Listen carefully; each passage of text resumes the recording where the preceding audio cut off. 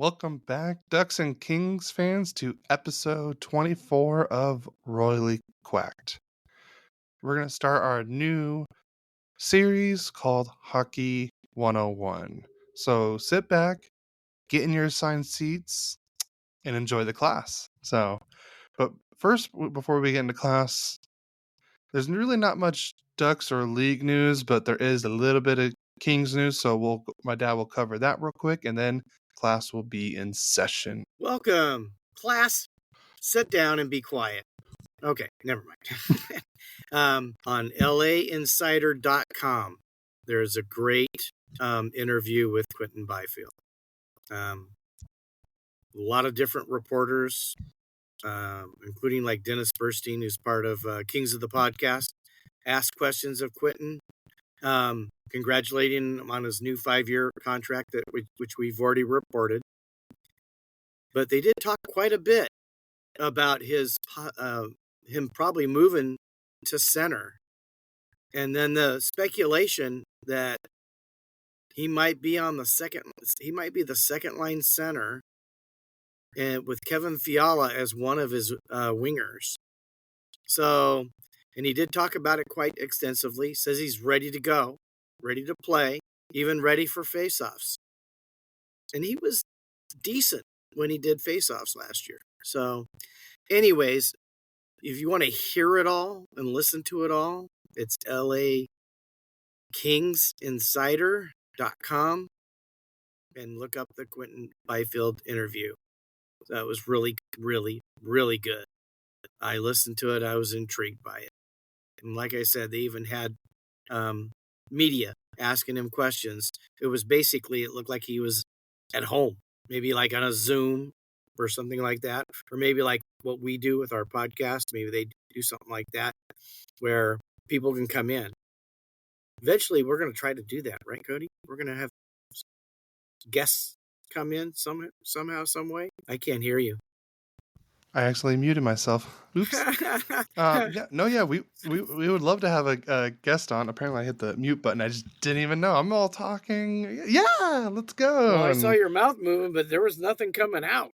You know, I've been training to become a ventriloquist, so I'm glad you said that. Don't quit your day job. Right. But no, yeah, we've been wanting to have some guests on and stuff like that. So if anyone's interested on becoming a guest, please feel free to let us know. Even if we'd love to do like crossovers with other teams too. I feel like that would be great too. So any of NHL specifically, I would think it would be more fun with the Pacific Division teams that have a podcast that like to talk. Just talk about hockey. We would love to have you on ours, and love to be invited to do somebody else's. So we're throwing that out there. Once it goes out, it never comes. It's out there forever. So maybe we'll get someone interested, and we'll talk with someone. But that's not in the immediate plans, unless probably going to happen more like maybe when hockey season starts. So, but are you guys ready for Hockey 101? I know I am. So, part 1 is like hockey lingo, or in better words, how to talk like a hockey player. And so, some of it's going to be part of that. Some of it's going to be just regular hockey lingo. So, in the basics of the game. Right. I mean, hockey has its own slang. And I got to be honest with you guys. I've been a hockey fan for a long time. And some of the stuff we're going to share was new to me. So, Hockey 101 for the Royally Quacked team is much for you. So, do you want to do lingo first, or do you want to do the basics of the game first? Sure. All right, let's do the basics of the game, because that's usually like the general kind of part of it, and then we can get into the lingo. Basics of the game. Okay, I'm ready for that. All right. So this is according to aweo.com, the rules of hockey for dummies. So this is our website. If we miss anything, please feel free to let us know, and we can include it in another session of Hockey 101. So to start off, in hockey, there are 6 players on each side, one of which on each team is the goalie. And the goalie can be pulled for an extra player. Hockey teams usually consist of 4 lines, totally up to 20 players. Yes. For forward lines. There's 4 forward lines, 3 defensive pairs usually, and then a goalie. Yes. And then hockey, obviously, is a very intense sport. I think that's one of the reasons it's one of my favorites. You know, they have shifts, and typically they're about a minute or so long. Minute or less. I mean, if you're fourth line, it might be 15 seconds. 15 seconds to get that first line that little extra time so they can come out and play again. So it's usually 1 minute or less. In changing, when they change the players, it's called a line change. And I mean, if you watch the second Mighty Duck movie, when Bombay was late to the game, they had to say, change them up. That's what the coach is going to yell. Change them up. Line change. So you've got 6 players, 4 lines. That would be a center, 2 wingers, typically. Yeah, those 6 players usually consist on the ice, 3 forwards, 2 defensemen, and then the goalie. Except for when you get into the power play, you'll see sometimes that configuration, but more than likely it's going to be 1 defenseman and 4 forwards. Or in some cases, 5 forwards. Yes. That's more rare. Yeah. I know Florida did it a couple seasons ago when Andrew Burnett was the interim coach there. And then some power plays usually still have the 3 forwards and 2 defensemen. Because they'll usually have the 2 offensive defensemen will be on it. Yeah. Well, the Kings typically, for you fans, they're running the 1 defenseman and 4 forwards on their power play most of the time. Yeah. Same with the Ducks. So as the puck is relatively small compared to a soccer or compared to a soccer ball, and as a hockey is played very fast and is very easily you're going to lose the puck watching on TV or watching it live. So it's going to take you a while to watch the game to really know where the puck is. That is one of the hardest things why people get disenchanted watching hockey fans, is where did the puck go? Now you have that little trail sometimes, depending on what. It's usually during power plays. They usually have that. Yeah, but they show you where the puck is, and it's very easy to lose it. I mean, I played street hockey. I mean, you're out in the rink. It's tough to track the ball 100% of the time. You lose where it goes. Yeah. But it comes better and better with time. The more you watch it, the easier it gets. And I highly recommend fans that if you have a longtime hockey fan, they can help you with how to watch the game. So, I remember a couple of years ago when we went to a game, we were there was like a couple seats like right on the glass, so we moved up and sat right on the glass. And I just remember Cam Fowler was behind, had the puck behind Gibson. He shot the puck literally right at us at the glass. Everyone ducked and covered, and I just watched the puck as it went by. Because, like I said, I've been watching it for so long. I knew exactly what he was doing. So everyone was like, "Oh crap!" And I was just like, "Oh look, there goes the puck." It didn't hurt you. You caught baseball for quite a few years. And umpiring too, so that usually helps. I mean, but like I said, that helps you with the tracking. Yeah. So, and a game consisted of 60 minutes of ice time in the game, split into 3 periods. Can't be quarters if there's only 3. Yeah. Just so you know. For you math people out there. So, and each period is 20 minutes. And typically, I think the break is now 15 minutes, is it, Cody? I think so. I want to say it's like 15 to 18 minutes. 15, yeah. So you can go to the bathroom and get your snacks and Spend a check lot out the of money. team store, buy me a hat. Believe me, Cody likes to buy something almost every time he goes to a game. I have to. It's like Yeah. a ritual. And then, a lot of times the game will flow and there's no stoppages. So typically there are timeouts planned because almost every game is now shown somewhere. Either on ESPN or TNT, NHL Network, or their own local coverage. So they do have timeouts. I do believe it's like 10 every 10 minutes or so. So the TV timeouts are usually at I want to say 14 minutes after 14 minutes, at 10 minutes, and then I think at 4 minutes. So is that's what time left? Time left in the period, right? Yeah, time left in the period. So, and I've seen it, and I think they talked about it on either 32 Thoughts or the Jeff Merrick show, where where sometimes the game just keeps playing and there is no whistle, so it just play. If they played through those TV timeout times, like the 14th or the 10th, they make up for it later because that's where usually they have to make their money back with the sponsors, the commercials, and stuff like that. So, yeah. In a typical game, it takes about 2.5 hours, approximately, unless you go to overtime.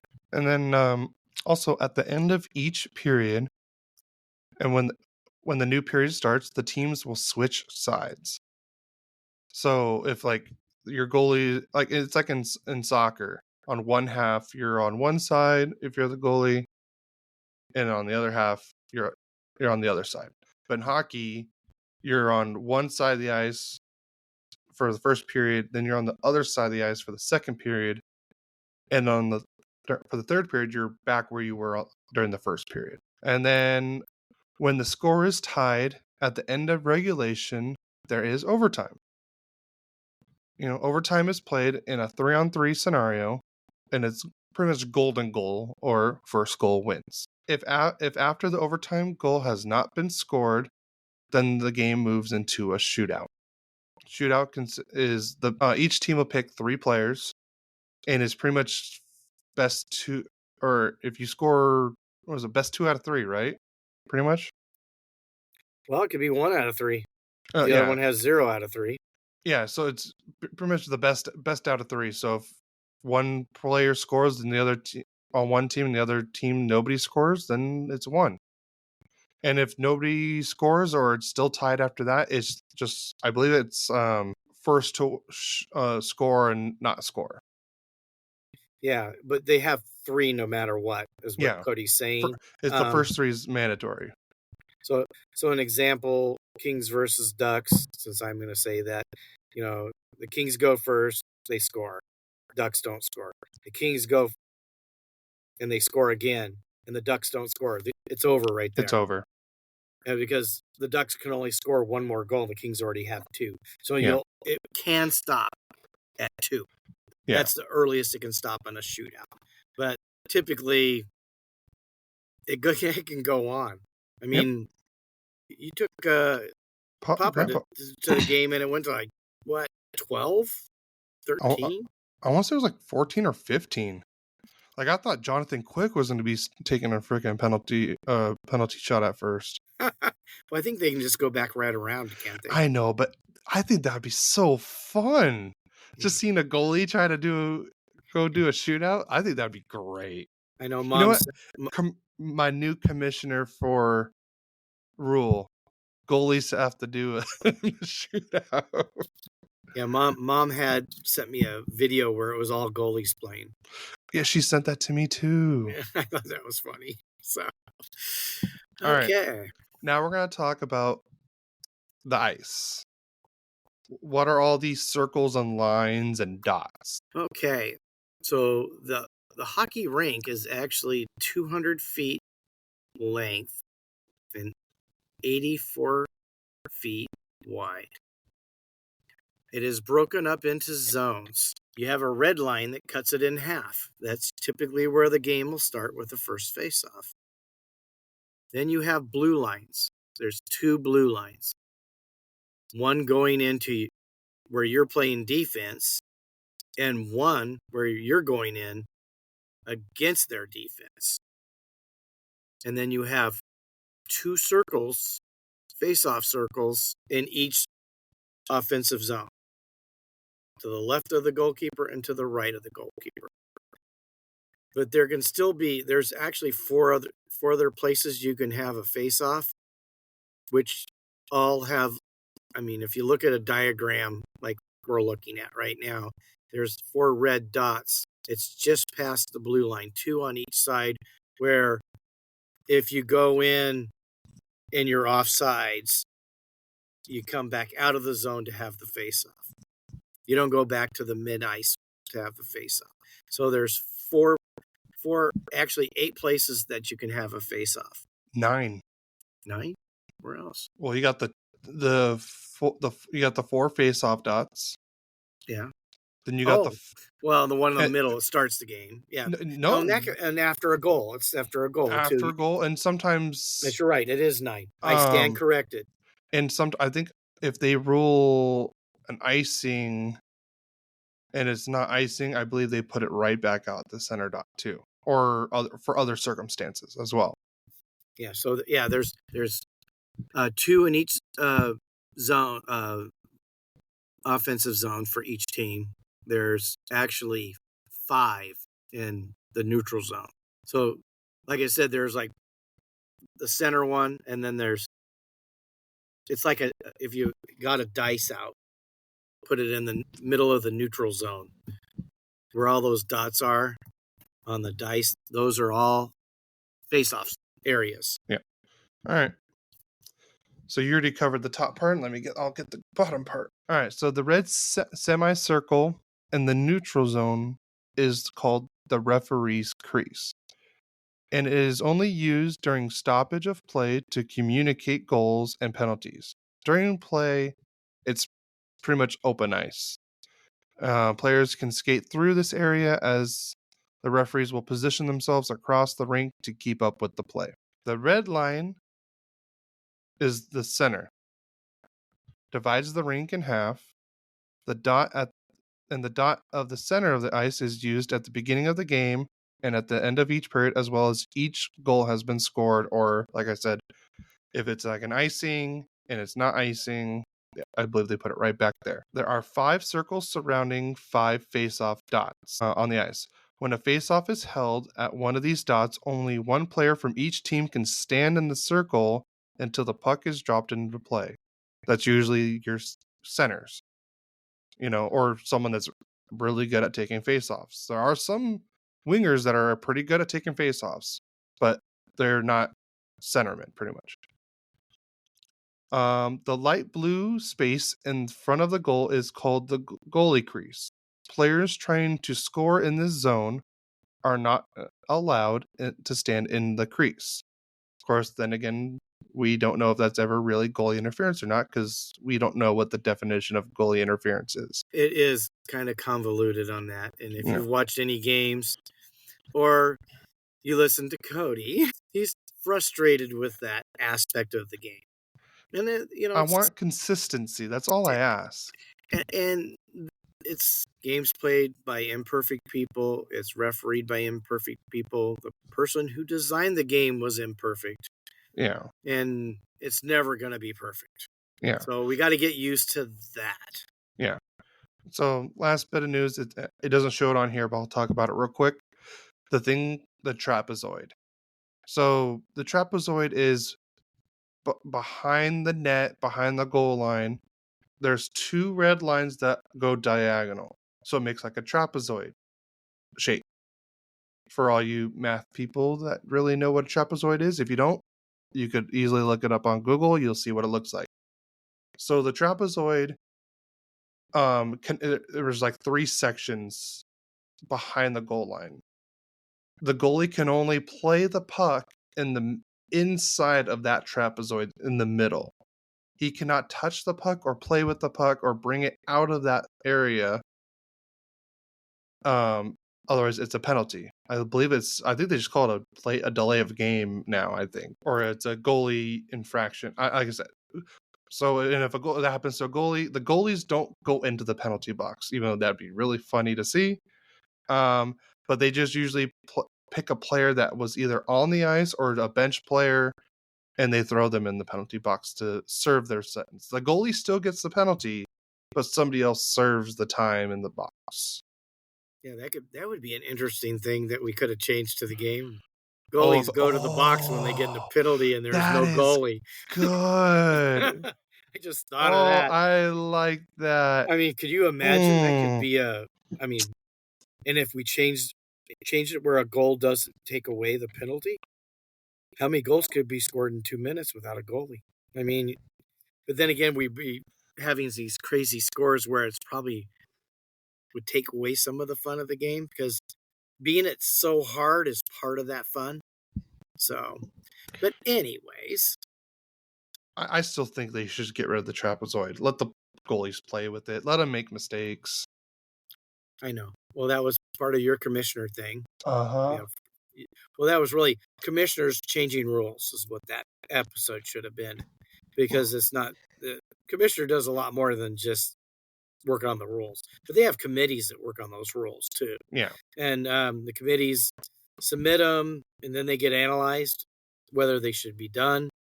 So all that stuff we talked about would probably take a couple of years before it ever got put into play. And the players association have to approve it as well. It's part of the collective bargaining agreement. The CBA is also what it's called for short. Yeah. So we do have penalties or fouls called that are lead to, in hockey, and I think we're going to have that be a separate episode and go through all the different penalties. Yeah, it might be in with something else because we could. Well, of course, we could just not even just give them the definition, but talk to them about it and give our opinion of it. Mm-hmm. So when we do that, so we don't want to sit there and keep going through that. So we've talked about. I think we're going to talk about player lingo, but there's hockey terms too. And we did talk about face-off. Face-offs happen anytime, obviously to start the game, after a goal, anytime the puck goes out of play in any which way, or catches the puck and holds. Freezes the puck. Freezes the puck, yeah. Or freezes the puck, not even holding it, but just laying on top of it. So, yeah. What? Oh, I was gonna say, if you're done, I'll do the next one. Okay. Yeah. Icing. Behind each goal is a thin. Behind each goal is a thin, long blue line, and in the middle of the rink is a red line. If a player shoots the puck from behind the red line, so like the center ice line, and it crosses the thin blue line in the offensive zone without touching a stick, icing is called. A face-off then occurs in the defensive zone. If a team is shorthanded, they may ice the puck without icing being called. So pretty much... That was the one thing I mentioned. Yes. And that wouldn't that be interesting that would be, they can't do that anymore, which would make the power play... I mean, could you imagine what Edmonton power play percentage would have been if you couldn't ice? That'd be crazy. So, or the Rangers too. The New York Rangers had a deadly power play. True. Very true. So pretty much icing is like, if say I have the puck and I'm coming up to the center ice and I try to pass, or I'm behind the center ice on like where I'm closer to my defensive zone than the offensive zone. And if I try to pass the puck and it doesn't touch, and I'm behind the line, and it doesn't touch any stick or any players or nut or anything else, and it goes all the way down, it's called icing. But if I'm past, or I believe it's anything that equipment or if anything passes through the center ice line and it's not icing. So like your stick handle, like the the little curve of your stick at the very end, if that crosses, you're fine. Like, and it's literally like, I would say a lot of times, a lot of players don't even cross it, but they're so close, I believe they just count it and stuff like that. So it's like horseshoes or nuclear war. If you're close, they won't count it against you. Yeah, exactly. So that's ice. I know icing is really hard to explain over, explaining it like this. If you guys are confused, feel free to look up on Google or YouTube or even TikTok and look up videos, and they'll easily show you. Well, here's the thing. Why would a team ice? So, I mean, we'll go a step further than just explain what it is. Why would they ice? You're in trouble. Yeah. You guys they can't seem to get out of their zone. Get the puck out of their zone, so they just dump it. It gives you, they have to go get the puck, come all the way back. And when you do ice, you're the guilty party. You cannot sub. The defensive side, yes. Yeah, but you're the guilty party. That would be the defensive team trying to get. You cannot sub, so you're already really tired. Nothing's working. You just get it out of there, so you get maybe 10 or 15 seconds to catch your breath. That's why it happens. So yeah. So yeah, that's usually what leads to penalties, usually after icing like that, those kind of situations. I was gonna say something else too, but I can't remember what I was gonna say. But it'll come to you if it's important. It'll come to you, or we can say it at a different time. Hey, I just remembered, 2 months ago when we did Hockey 101. This is what I was thinking remember when I said this. So, I mean, we can go more on to the. I don't know. Do we really want to talk a penalty shot today, or we want to save that for? We'll save that for the penalties. And then we talked about overtime. Yeah, and it's 5 minutes. Now, overtime in playoffs isn't 3-on-3, and it isn't 5 minutes. It's the golden goal rule. Mm-hmm. And it's pretty much play till someone scores. They've gone 3-4 periods, and then I think we mentioned. I think I mentioned it, and I think you had just read about it too. That if you get into the 5th period, after 5 periods, you can drop a second puck. Yeah, I've never seen that. Try to imagine being the goalie and have to watch two pucks come at you. I'll have to try to find that in the rules and everything like that. Take a screenshot and I'll try to put it on the Instagram and everything. That's probably a great idea. Give them some help with that. Yeah. So, all right, playoffs. So playoffs, the top 16 teams. I wouldn't say top 16. It's usually the top 8 teams in each conference. So there's 2 conferences. Make the playoffs. And this is something we probably should have changed in the commissioner. Get rid of the change back the playoffs format. I did talk about it. Oh, you did? Yeah, I said top 8 teams, 1 plays 8. Oh, okay. Anyways, in each division, because us King fans know we've been stuck playing the Edmonton Oilers 3 years in a row. Yeah.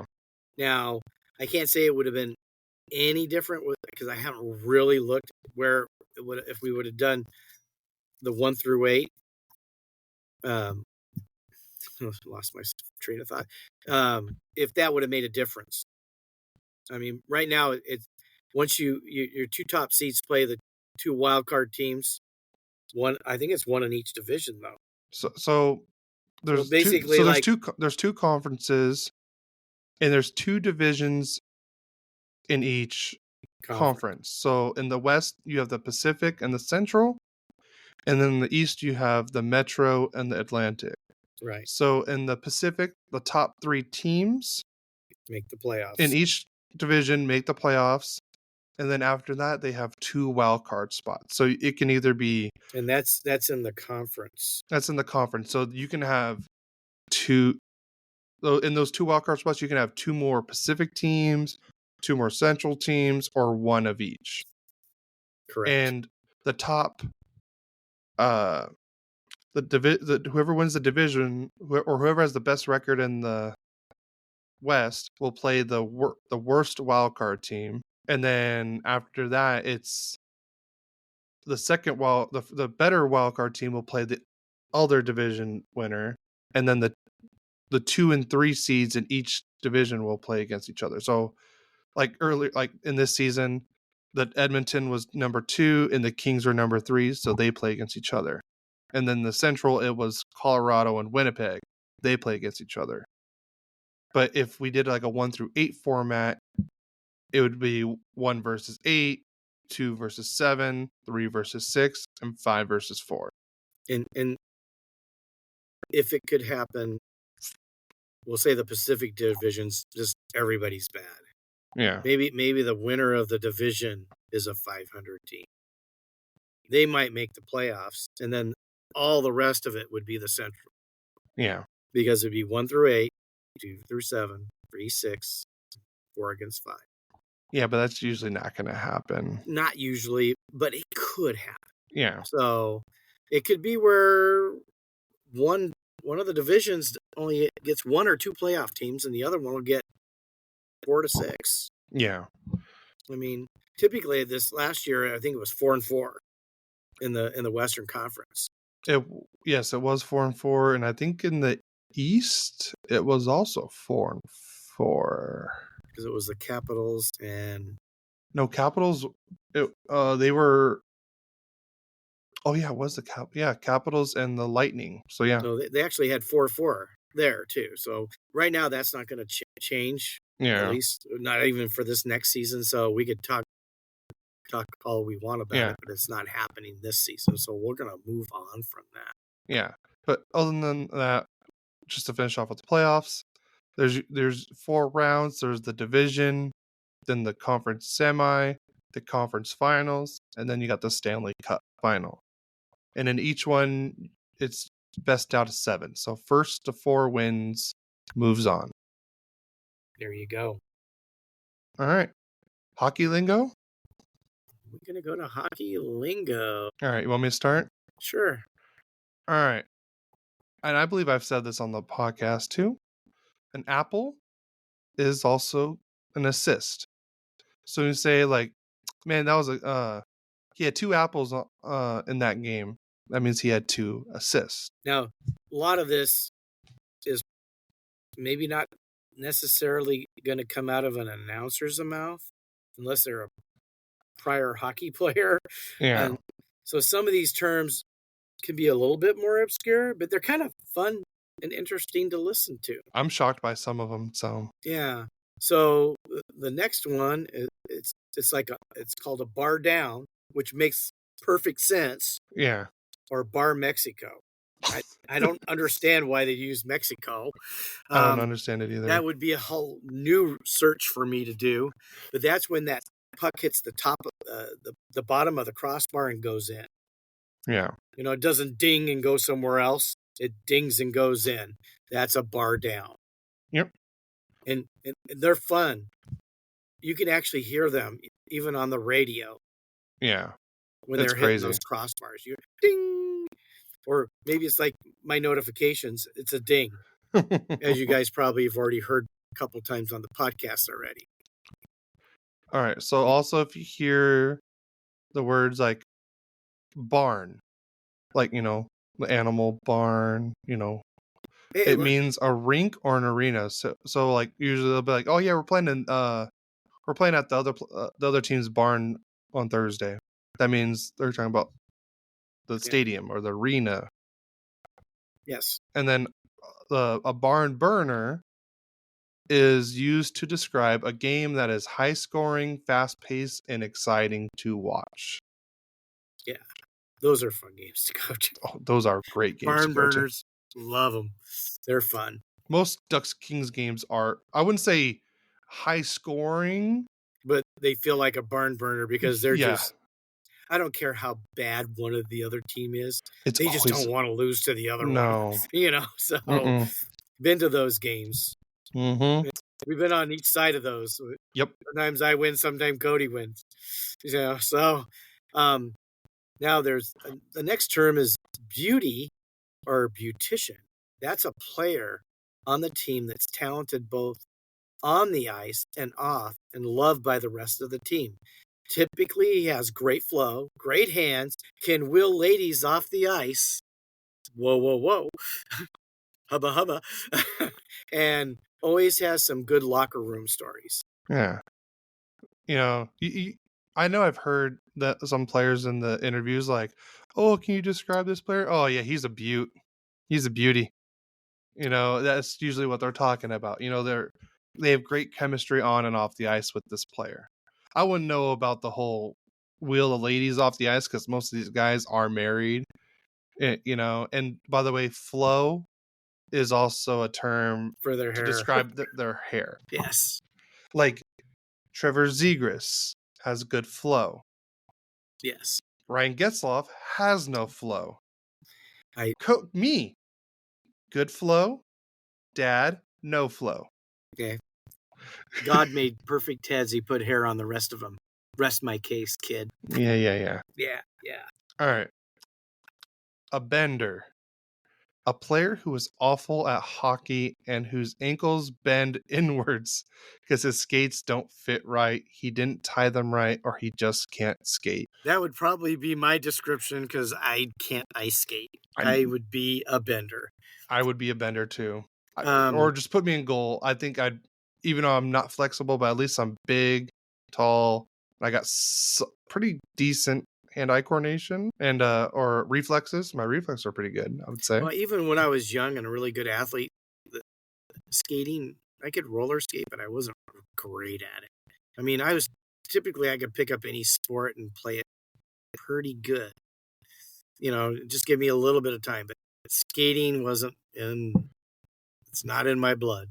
Yeah. So the next term is biscuit. No, we're not going to Popeyes or we're not going to KFC and getting some butter and honey. A biscuit is another name for that thing you can't see when it's going around the rink a lot of the time. That's the puck. So, you ever hear the term biscuit? They're talking about the puck. Yeah. Breadbasket. A term that describes the goalie's chest, typically used when describing that you put a shot right in the goalie's logo. Like really, logo right in the middle. Easy save for the goalie. Yes. Now the next term is a bucket. I'm going to give you 5 seconds to think what that one is. 3, 2, 1. Obviously, it's a helmet. Now, I think of the bucket as the goalie helmet more than I do the other helmets, but I think they all could be called a bucket because every player is required to wear some kind of helmet. Mm-hmm. And another thing is one thing, with the new reboot the Kings did, their helmets looked really good. The black helmets especially looked really good. That's because they're matte now. They were more impressive. I mean, I don't ever want to be a chrome dome. I don't like the chrome. I like the uniform on the chrome with the chrome, but I don't like the chrome helmet. So I kind of wouldn't mind seeing an orange chrome with the new jerseys. I think that'd be kind of cool to see. Me and Adam talked about this a little bit when they were doing the whole rebrand thing before they actually came out. I think either seeing a chrome orange or orange matte, I think would look great with the new unis. I just don't like the chrome. Yeah. I'm not a fan. I mean, other people are. So it's to everybody. Yeah. So you want the next term or you take it. Okay, a celly. Example: Zegras zooming down the right, comes around the net and puts in the Michigan, and he's gonna have a celly, a celebration after a goal scored. Depending on the score, stakes and opponent and varying levels of the selling is acceptable. So you're up 8-0.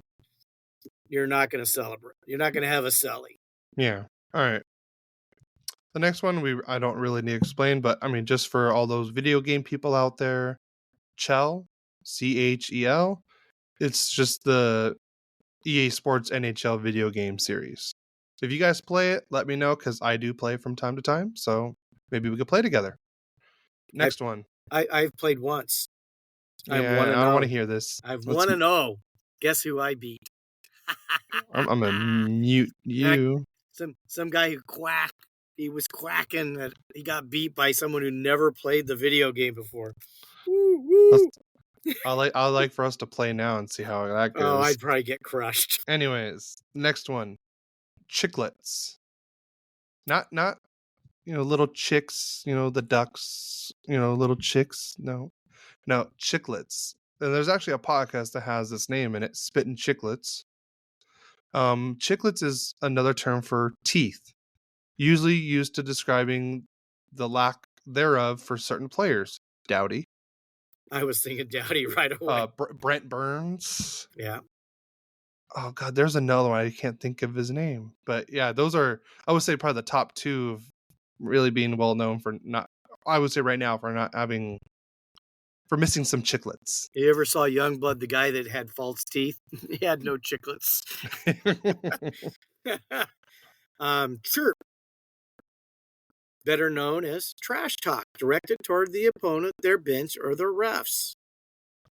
Usually doesn't work as well with the refs as it does with everyone else. Beans that I've been an official for, well, I'm not really doing it anymore, but for about 25 years, I did officiating.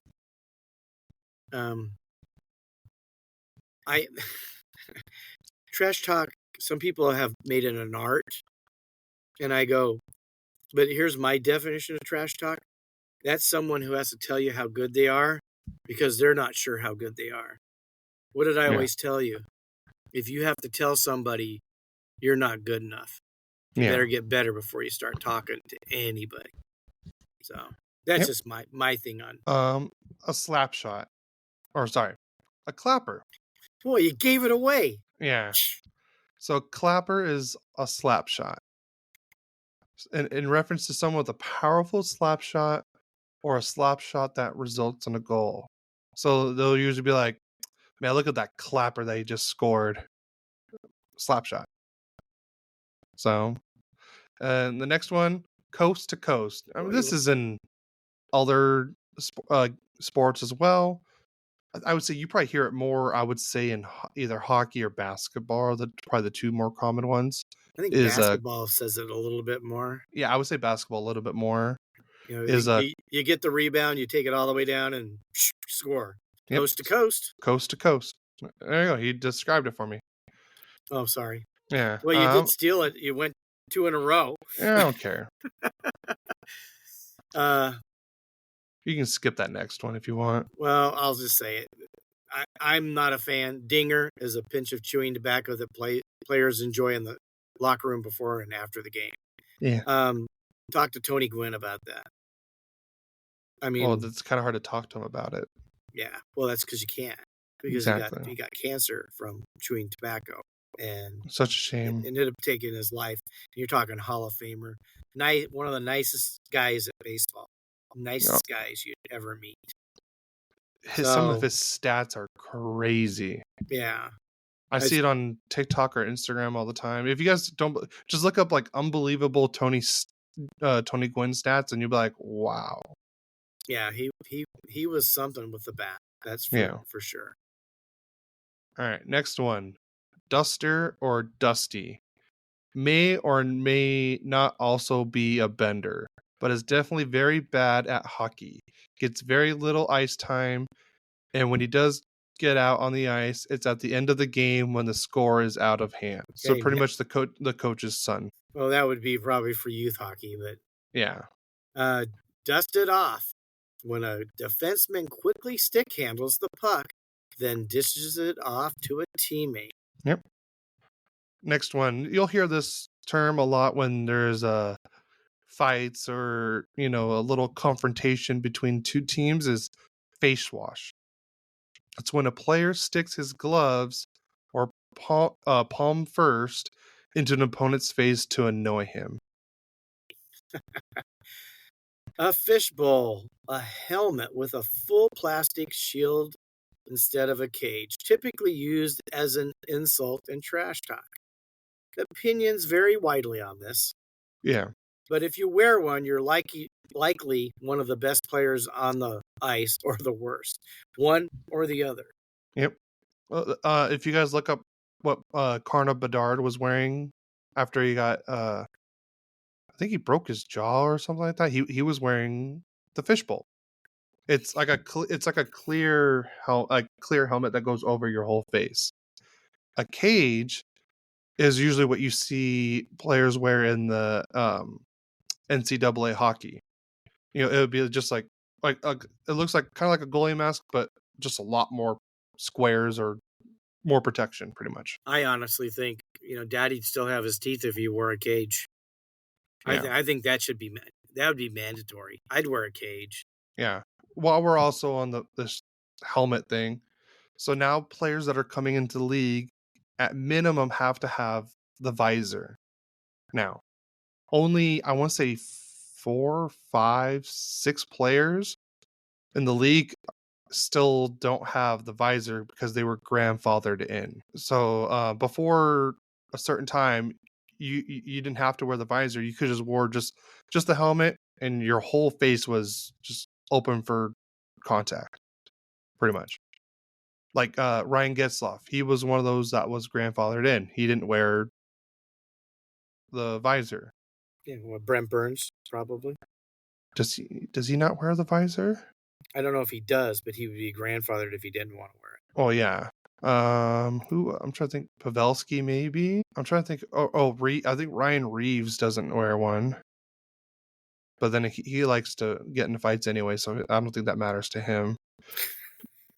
But yeah, so so you have just the helmet, or the visor, the fishbowl, or the cage. That's usually like the top choices.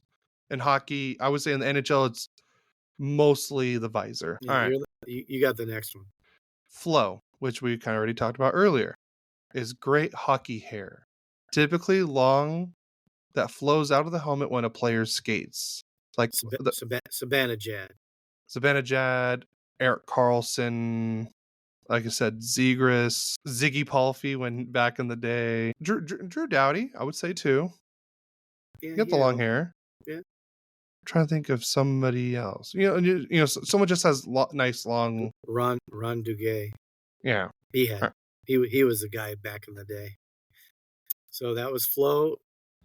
Now it's for the boys, or FTB. It's used to describe any actions that the rest of the team enjoys, or when a player makes a sacrifice for the team.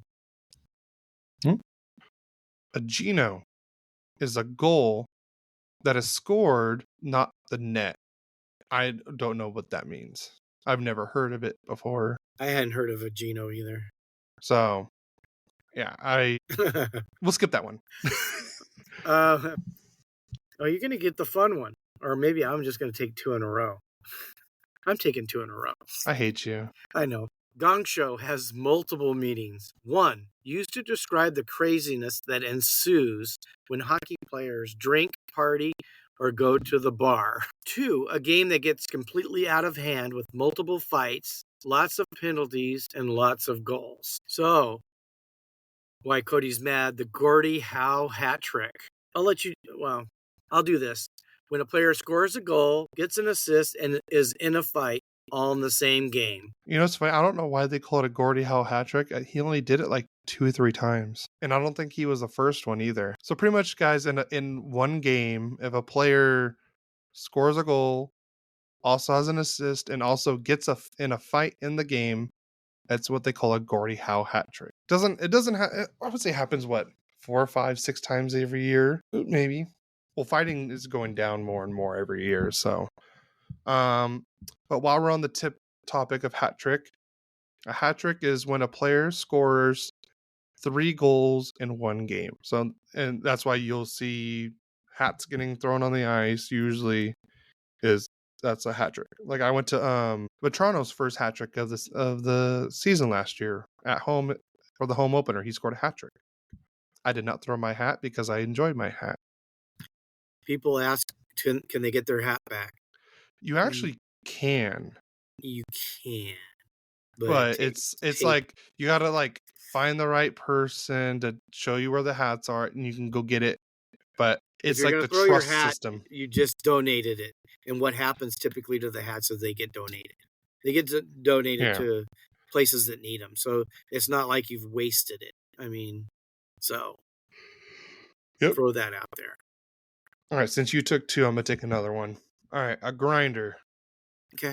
A player that populates the lower lines or lower pairings has hands of stone, but is a physical and works hard when he's out on the ice, usually beloved by the rest of the team.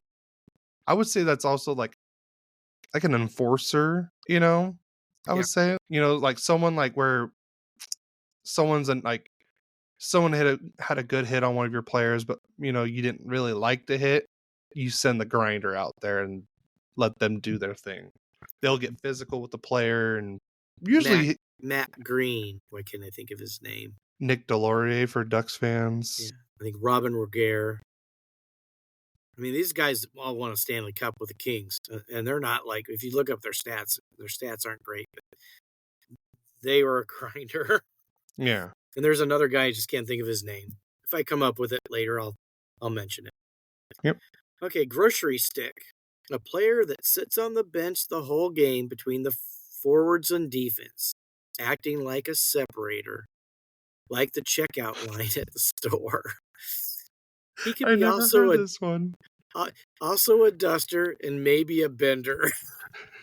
Or maybe he goes dusting and then he goes on a bender. I don't know. There you go. All right. Hey, Hoser. We actually know a guy whose nickname is Hoser. Well, I would hate to have this kind of nickname. Yeah. Oh, I know who you're talking about now. Okay. Yeah. Well, but in hockey terms and I know a lot of it's more of like a Canadian thing because I hear it on some shows. It's a hoser is another name for a loser, typically intended as an insult and trash talk. Comes from the early hockey days when the losing team had to hose down the ice with water after the game because the Zamboni had not been invented yet. I did not know that. That's why. I did not know that either. That's great. Oh. Yeah, you hoser. You'll. I think you hear it. Actually, no, I don't think they really say it much in the show Shoresy. But go on. Well, don't they have that in the Grown Up movie where somebody gets called a hoser? Oh, isn't that Canadian guy who's all? I'm from Saskatchewan, eh? Saskatchewan, eh? Yeah. Oh no, he doesn't say. Does he say hoser or teaser? I don't know. You hoser or teaser? Yeah, I know exactly. Yeah. Hey, ladies. Yeah. I'm from Saskatchewan, eh? Yes. Okay, now we've got a term that's named after a player, Kronwall, a big hit by a defenseman named after Nicholas Kronwall. He was one of those other guys where that other term we talked about. That's just another example of it. I've never really heard anyone say Kronwall. Yeah, but maybe they've said it. I just wasn't fully paying attention to it. He's been retired for a while, so the term may have fizzled out, maybe just a little bit. Here's something that you've kind of told me to do and when you coached me in soccer: lay the lumber on him. A slash or a hit with the stick, Well, it was different because well, you told me to do it clean because you knew I could do it clean. So you have in soccer, Cody was a very outstanding goalkeeper, not a goalie, because he's one reason I say goalkeeper a lot is because that offended him if I called him a goalkeeper or a goalie. Yeah. I'm a goalkeeper, Dad. Well, he'd go to get the ball and somebody's coming at him. And a couple times it's like he picked it up and they like tried to kick it out of his hand. And I go, you need to come up with your knee. So then if he does come that close to you, he goes down and he's not going to want to do it again. I guarantee you, when I hit someone, they didn't want to come anywhere near me after that. Yeah, the guy from Norco? Was it Narco? Oh. With the long hair? Oh, yeah. Pony Boy? Yeah, Pony Boy. I think that Ponytail was... Boy. You took him, he wouldn't come back near you again. No, I think there was someone that, like, it was... I was playing on the field when you told me to do it. But, like... Oh, no. That was when we All-Stars and we were playing Paris. Yeah. No, I take it back. It was the regular Tournament of Champions. Yeah. And I had well, you played in the field for me, and Yeah. they were beating us. I mean, their team that beat us was their all-star team too. So Yeah. that they basically took every player, put them on one team. They won everything. Paris usually always had good teams, anyways. They had a good enough team; they could have competed anyways. But they had their all-star team, and they were up 5-0. And I could hear the coach yelling, "Hey, have them go score a goal!" And I'm done. You better not. And they were just dominating. We had no chance. And honestly, like, there's a point where we weren't coming back in the game, and they wanted to keep scoring. So my dad's like, "Hey." Well, I basically... You just said, I told, take him out, but make look. He's like, if the goalkeeper, a goalie, whatever, crosses the midfield, somebody put him down, and you get a hot fudge sundae. Whoever does it, I gave it to everybody. It was a delicious hot sundae. I could tell you that. Well, no, he never came across the line because you were waiting for him. No, he tried. I took him out before he got there. Oh, I missed that? Yeah, I laid him out.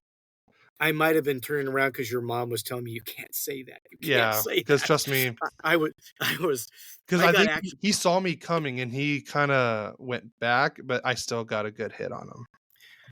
I literally got kicked out of a game because Cody wasn't hustling, and I go, if you don't start hustling, I'm going to kick you in the butt. No, you said you get your butt in gear.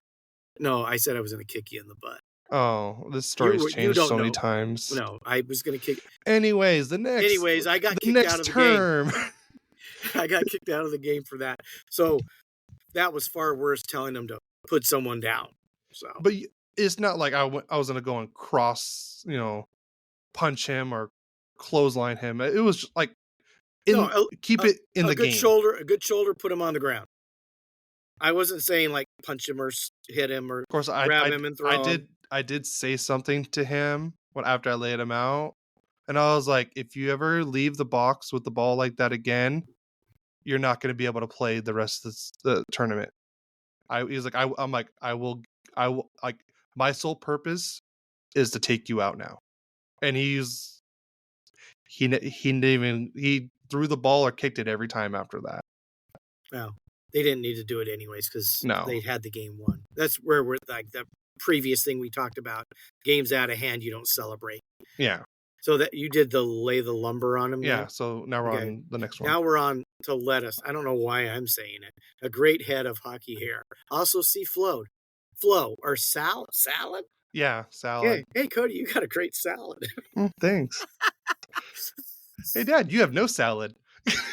Okay, I'm going to take 2 in a row. Light the lamp, score a goal. In reference to the red light that goes on behind the net. Woo! And the train whistle. Woo! The horn, the goal horn. But it's a train whistle. Whatever. It's a goal horn. All right, next one. Lip sweater. I have heard this one. A lip sweater is, I'm pretty sure if you can guess, it's a mustache. Typically grown out during the month of November for the No Shave November, or November for the Movember that supports the male health issues. Okay, next one is lumber. Can you guess what that is? It's a hockey stick. Hockey sticks aren't just made of wood now. Have you ever watched them? Watch them in slow motion, like watch Dowdy or some of those big slap shot guys. See the bend in that hockey, and it's that recoil that just sends the puck flying. Yeah. But All right. Mitts refers to a player's hands, often described as silky when a player has great skill. Also refers to a player's gloves, as in dropping the mitts in a fight. boy, we seem to have a lot of descriptive terms here. A muzzy. Can you guess what a muzzy is? Yep, it's a lip sweater. Sorry. That's it. Lip sweater. Yep. All right, I'm going to skip that next one because I don't really care about that. A pigeon describes a player that isn't good enough to score goals by himself. So he picks up the trash. There's a Mighty Ducks D3 reference there of his more skilled line mates, often used as trash talk, as famous by Claude Giroux. Okay. Next term is a playmaker, better known as Connor McDavid, Sidney Crosby, Nikita Kucherov. Yeah. I mean, Kel McCarr. You can be anywhere on the ice and be a playmaker. A plumber. Similar to a grinder, a player that loves to do the dirty work in the corners and go into the dirty areas. Not the most skilled player, but a hard worker. A pylon. A player that is extremely slow out on the ice and can easily be skated around. Likely a big guy. Yep. We would say, hey, get the piano off your back. Yeah. Ride the pine. When a player spends the entire game sitting in the bench and not getting any playing time, usually reserved for benders and dusters. You can have the next one too. All right. We've already kind of talked about this one. Salad. Beautiful hockey hair. Also, flow or lettuce. Sauce or saucy. A well executed saucer pass. A pass that goes in the air and hits back on the ice right before getting to the recipient and sits flat on the receiving player's tape. Also known like a saucer pass. Yeah, saucer pass. Yeah. Saucy. Yeah, saucer pass. I mean, Byfield had a couple of those last year that were just incredible. Yeah. It's going to be interesting to see him playing with Fiala. The next one, the show. The NHL. Used in context of making it to the show. Usually you'll hear this like when players are making their debuts and everything like that. Like, hey, welcome to the show. It's a big baseball term too. Yeah. For the same reason. Exactly. Okay, a sieve.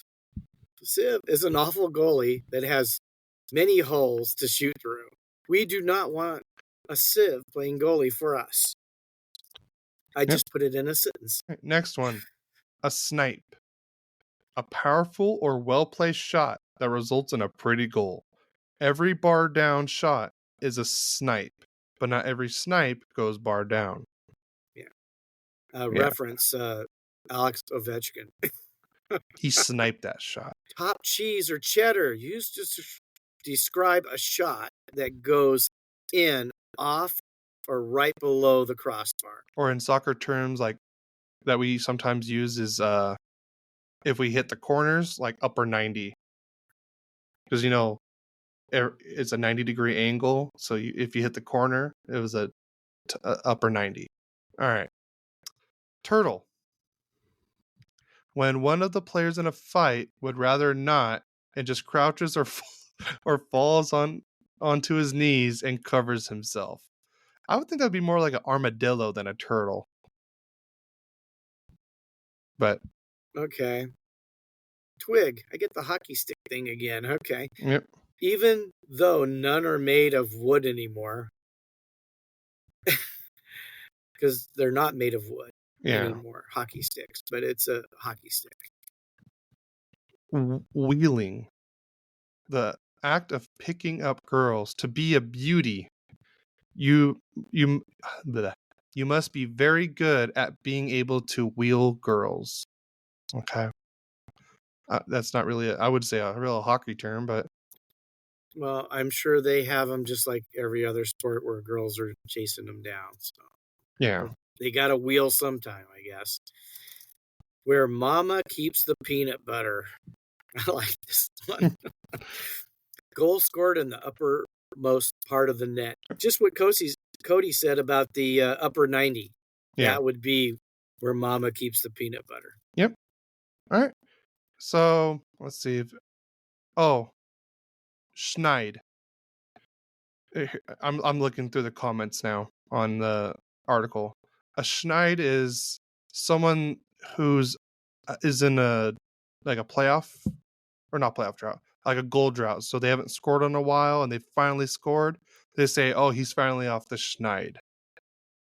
So it's usually termed like someone's been struggling and everything like that. Wheels, referring to skates or legs or speed. Like Connor McDavid's got some wheels on him. Yeah. Houdini. Houdini. Pulling a move off by accident or using sleight of hand and fooling the defenseman goalie in the process. Was it Kucherov that got the goalie twice? Had the puck, let it go, and looked like he was doing something else, and just skated away, and it went right between the goalie's legs twice. Wasn't it Kucherov? It was Kucherov, but that's an actual move. But that's a Houdini too. Yeah, well, it's sleight of hand. Yeah, it's tricking them. It's called the no move, but it's still Houdini. Yeah. Let's see. Oh, they dangle. I forgot how to describe dangle. I want to say it's like a move. Let's see if I could look it up. I would think it would be dangling the puck and then wheeling it right around somebody. Let's see. Why he's doing that? Bambi, a bad skater who is so bad they look like a deer just being born. I could believe that was me when I tried to ice skate again. All right. Dangle refers to the act of skillfully maneuvering the puck on a player's stick blade to deceive the opponents and navigate through tight spaces with finesse. Like, damn, he dangled his way through that. That's pretty much what it's saying. But if there's any other hockey terms or ones that we missed, feel free to send it in to us. Like I said, and there's a new thing that if you go on to our show notes, there's a little thing that says send us a text message. If you click on that, you can send us a text message. So it'll be in the show notes. So it'll be on any of your favorite podcast platform. It'll be in the show notes. Just click on send us a text message and then type what you want to say and hit send, and I will see it later. And then we'll say it on the podcast. So any terms that we missed or basic rules of the game that we missed, please feel free to let us know. Or tell us what's your favorite term that we said today. Yeah. Let's see, what was my favorite? Lip sweater. Well, they had a lot for mustaches, didn't they? Yeah, well, I mean, beards are, I would say, or facial hair is, I think, a big part of hockey, because you got the playoff beard. So a playoff beard it's a superstitious thing. I mean, I would probably do it too, because when it comes to playing sports, I can be very superstitious, where you don't shave at all throughout the whole playoffs. You don't shave until you either win or you get eliminated. Like, that's why you see Connor McDavid. Usually he's all clean shaven, but you saw at the playoffs, he full beard. So, like, for me, I have a permanent playoff beard. So, you got a regular season. Maybe a no shave November. Maybe I'll grow a beard. It's been. I would like to see that. Before your mom. Wow. Was the last time I had a beard. I don't grow it as well as you do. Well, it's not really like a Tim definitely. I think. Ooh, I just smacked the crap out of my mic. What? All right. Anyways, I would say Tim. I would say, man, he is the hairiest out of all of us. Yeah, he's a little bit of a Sasquatch. I know he's Werewolf, probably gonna hate something like that. I know he's gonna hate that I say this, but I remember when we used to go to Great Clips and stuff like that, and they asked where Tim was, but I told him his nickname at the time, and because he was only able to grow the like the facial hair under his chin. So I called him Amish boy. I remember that. When I walked in, like, oh, where's your brother, Amish boy? And I just started. I was like, oh god, You're so evil. I am so evil. I think. No, I won't say that story. Okay, I'm just going to tell you something. I'll tell you all right now. Sometime Thursday, his mom's going to be calling Cody. Thursday? Oh God, that's when she listens to the podcast. Oh, I thought she listens on. Well, it might be different because she's not doing that store anymore. She was doing a store. She'd always listen to our podcast on Thursday. But when she hears this, she's probably going to call you. Oh boy. Ooh. Oh, I'm not going to say anything because I don't want her to be mad now. Well, okay, this will make up because we do have a surprise for you guys. I forgot to mention this earlier, but I'll add it in post production because I forgot to save it onto this computer. But I was bored one day at work because I had to wait, let's just say, for multiple hours for my truck at work. So I was just sitting in my car, literally doing nothing. So I was playing around with some stuff and I found a way to make an AI generated song. So I thought, oh, let's make one for the podcast. See how it turns out. I will play it at the end. So our normal outro song won't be playing. I will play that song instead. Let us know what you think. I'll play it I'll put it in at the end and everything like that. So let us know what you guys think. Yeah, please do. I thought it was great. Yeah. So, just me personally. Put a smile on my face. So hopefully it puts a smile on your face. We hope you have a wonderful rest of your week this week. We're not too far away from Rookie camp and the rookie face-off. Same thing. It's really rookie face-off. Oh, yeah, rookie face-off. That'll be mid-September, so we're almost there. Yeah, we're almost there. And start getting excited about what's happened. The season's going to be only a month after that, so we're 2 months away from... Less than 2 months. I think it's like somewhere about the 10th, 11th of October, the season's going to start. Yeah. But, I mean, we still got preseason before that. And we'll be on the East Coast for like 5 games. I think we have, 2 games and then a home opener. I want to say we play Vegas, San Jose, Vegas, and then we have the home game against Utah. Yeah, because I do believe that they're updating a lot of stuff at Crypto.com. I know Staples Center, but it's not called that anymore. Crypto.com. They're supposed to be doing some fantastic stuff like we heard at the flock party about what the Ducks were doing. So your in-game experience at each of these arenas is going to be upgraded to entertain you further. I forgot last bit of news. I got the email. I don't know who else got it, but the Duck shoes are finally being shipped out to everyone. So be on the lookout in your emails. I already put on the Instagram post and everything, so check it out. I think mine are either coming in today, Saturday, or tomorrow. So I am excited. Finally getting the shoes. Simple things in life excite you, son. Oh, God. I mean, you've known that for how many years? So when you walk, does it go quack, quack, quack every time you take a step? No, sure enough, on one shoe it says quack, and the other one says BLA. Well, that's not quack. Beat LA. Quack. Beat LA. Quack. Beat LA. Our shoes just say pull.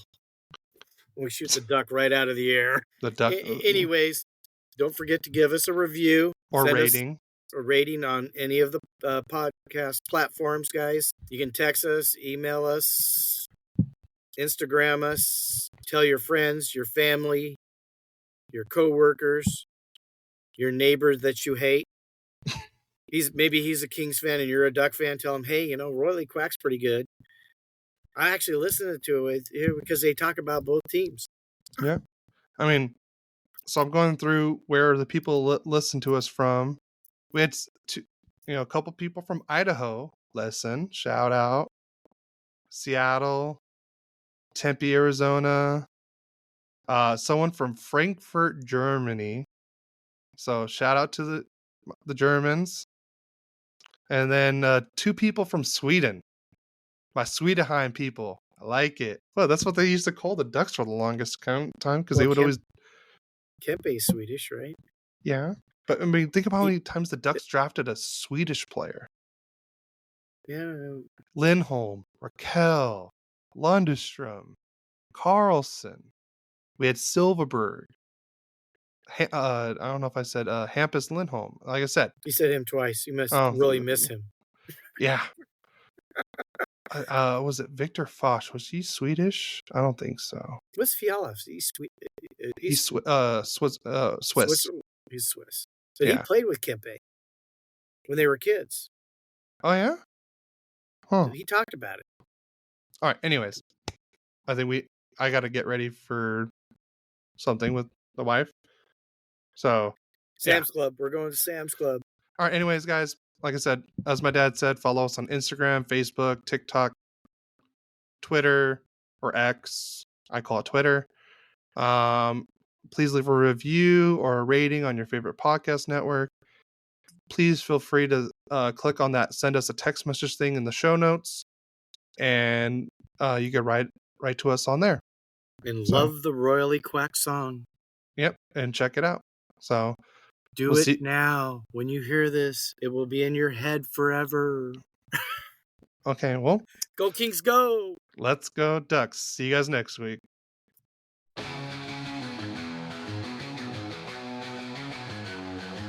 A father and son, a bond so strong, talking hockey all day long. Royally Quacked, their podcast show, sharing stories, highs and lows. From the Kings to the Ducks they go.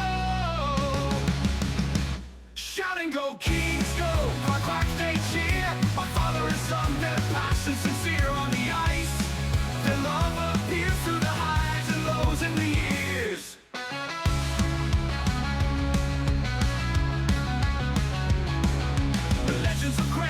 Solana's grace, passing on history in every case.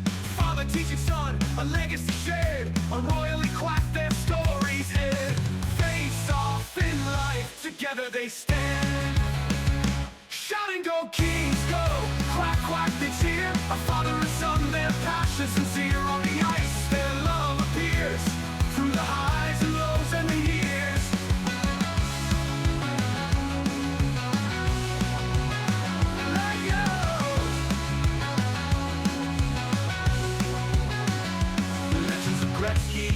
Solana's grace, passing on history in every case. Father teaching son, a legacy shared. On Royally Quacked, their stories end. Face off in life, together they stand. Shouting go Ducks, go! Go Kings, go! A father and son, watching the show. Through wins and losses, their spirits grow. On Royally Quacked, they steal the show.